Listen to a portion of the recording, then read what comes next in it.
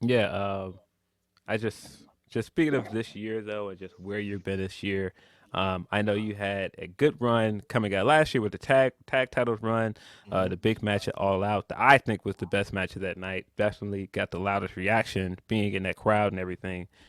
But the run you've been on this year has been pretty incredible, man. It's Like, crazy. I mean, the All In match, coffin match with Sting and Darby, and then coming out of that and getting this big match in Seattle at Wrestle Dream, but also getting to be in the ring with somebody like Brian Danielson coming up, getting Mm, the Tanahashi match.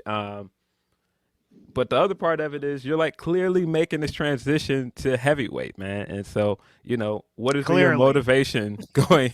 What's been your motivation like moving forward? That was a You want to conscious be decision on brolic. my Just part. say it, Swerve. You want to be Yeah. brolic. It's all good. Oh, I mean, I wanted to be that for like 15 years of my wrestling career, but that didn't happen. I didn't know about the ways of going about it, but like now it's like, okay, people are seeing my skills already there. What else can I improve on? You know, me every year, I always wanted to be like, what what are people saying I can't do? What is Yep. something that's missing? What's like something that's holding me back and stuff like that. And then so I started like got with a personal trainer finally, who's like really pushing me. I'm literally like doing thousands of reps in the gym.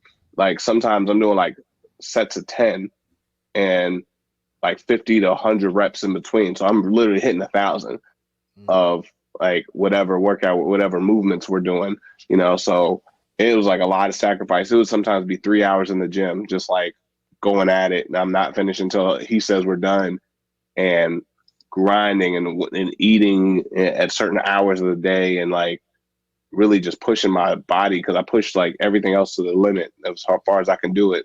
So now I'm like, okay, now I need to push the body to the next level.